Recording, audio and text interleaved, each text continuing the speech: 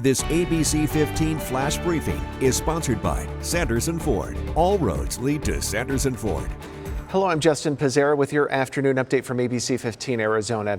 Helping drivers coming up from the south, ADOT wants to hear from you about a proposed traffic interchange for State Route 347 in Riggs.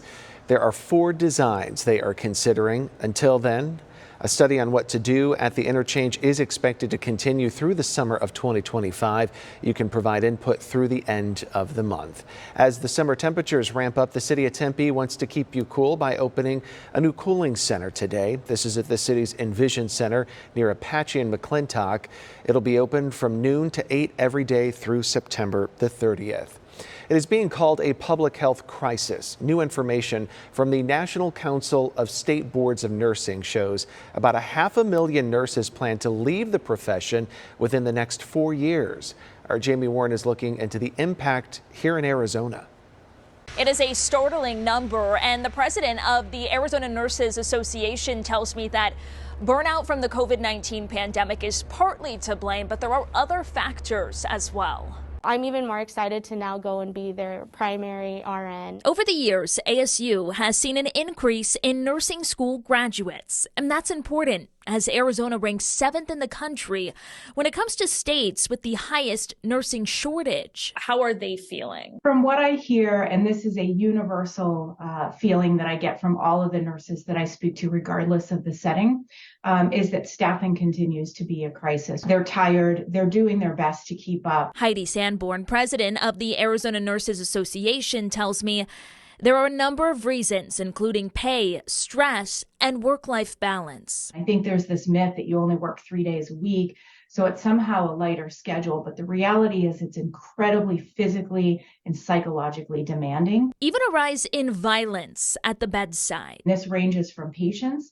to the public and family members who are being aggressive and assertive towards nurses, where to the point nurses do not feel safe leaving their shift and walking to their car. The issue is nationwide. We need nurses more now than ever. Our population is growing. We have folks that are retiring, registered nurses that are retiring. Results from a recent survey show 46% of nurses plan to change careers because the negative effects of the job. In return, Sanborn says that you as the patient could feel the impact. An inability, if you're going to be admitted, to get a bed in a hospital room because there's not a nurse there to staff it. Delays in care are a significant concern. Here in our state, one solution, legislation was just passed last year. It's giving grant funding to pay for tuition for 900 nursing students in our state. Those are for public and private universities like here at ASU, with the promise that those students then must work in our state for the next 4 years after they graduate.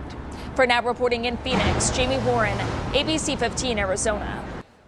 A NASA mission with Arizona ties is set to launch in October. It is called Mission Psyche, and scientists will be sending a spacecraft on a nearly 6-year journey to reach the asteroid made of metallic. It'll then orbit and study the asteroid for more than 26 months. And here's the Arizona connection. The mission is led by a principal investigator from ASU's School of Earth and Space Exploration.